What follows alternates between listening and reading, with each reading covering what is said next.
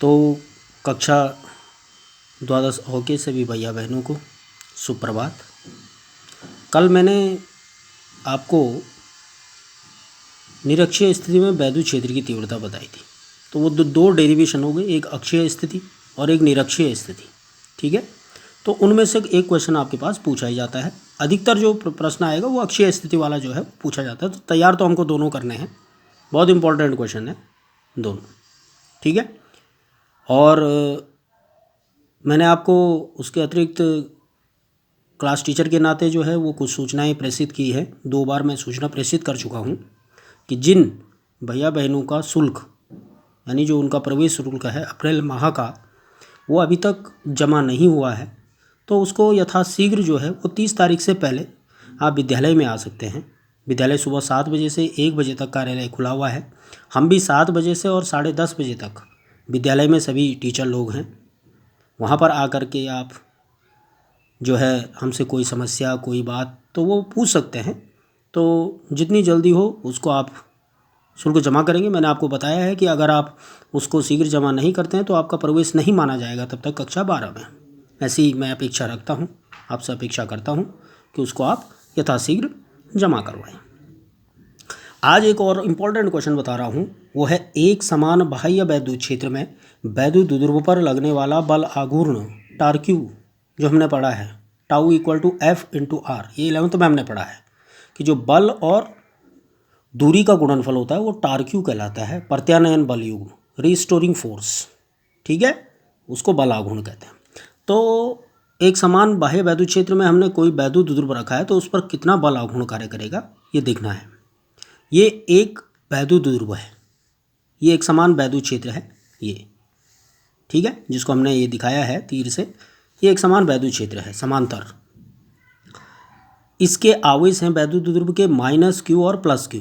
ये हम जानते हैं वैद्युत द्विध्रुव के आवेश दिशा कहाँ से होती है, -q से लेकर +q की ओर। उनके बीच की जो दूरी है वो है 2l। ठीक है ना, 2l दूरी हो गई और थीटा कोण पर इस एक समान वैद्युत क्षेत्र में इनको रखा गया है, इस वैद्युत द्विध्रुव को। तो जब किसी वैद्युत द्विध्रुव को एक समान वैद्युत क्षेत्र में रखा जाए तो वैद्युत द्विध्रुव पर एक बल युग्म कार्य करने लगता है।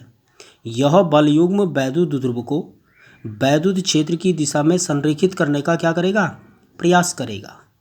वैद्युत क्षेत्र की जो डायरेक्शन होगी उसमें संरेखित करने का क्या करेगा, प्रयास करेगा। इसे प्रत्यानयन बल युग्म कहते हैं। अब एक वैद्युत द्विध्रुव जो मैंने कहा जिसके आवेश -q और +q है, वैद्युत क्षेत्र E में ये थीटा कोण पर जो है वो हमने रखा है।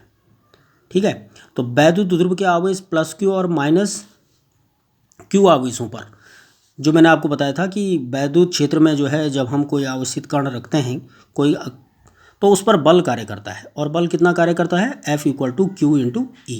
तो +q आवेश पर लगने वाला बल का मान कितना हो गया, F = q × E। और -q आवेश पर भी जो बल करेगा F = QE।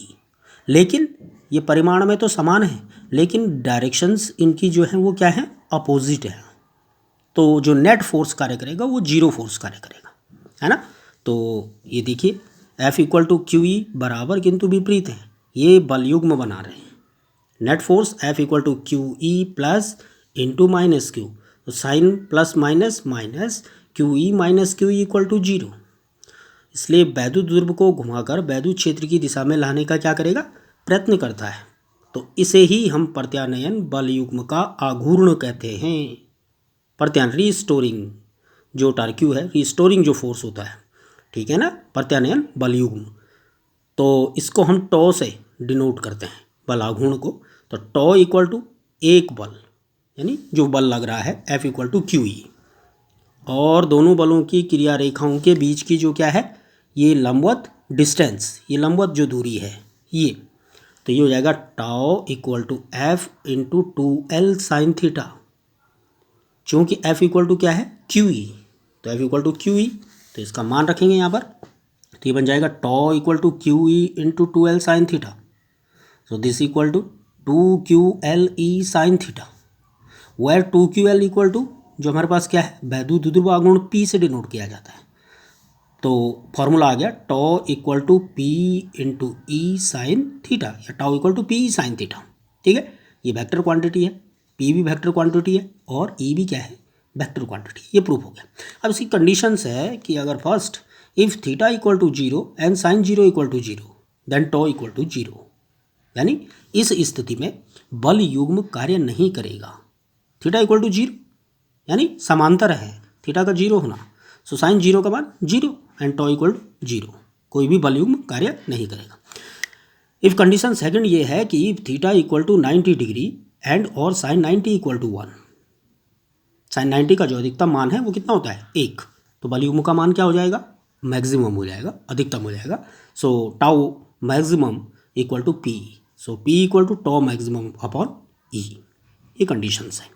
ठीक है, तो बहुत वेरी इंपॉर्टेंट क्वेश्चन आपके बोर्ड एग्जामिनेशन के तहत इसको आपको तैयार करना है कॉपी पर। वो मैं पहले बता चुका हूँ, प्रत्येक दिन का कार्य डेट वाइज उस पर ऊपर डेट पड़ी हुई होनी चाहिए, ऊपर क्लास वर्क लिखा हुआ होना चाहिए।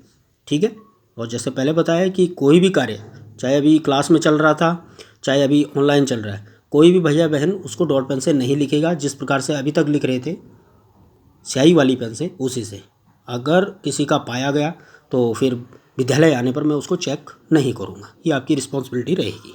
ठीक है, एक बार पुनः प्रेषित कर रहा हूँ, जिन भैया बहनों का शुल्क जो है प्रवेश शुल्क रह गया है तो वो उसको विद्यालय में आकर के कल परसों नरसों जब भी आपको समय मिलता है 30 तारीख से पहले पहले उसको जमा करा दें। धन्यवाद।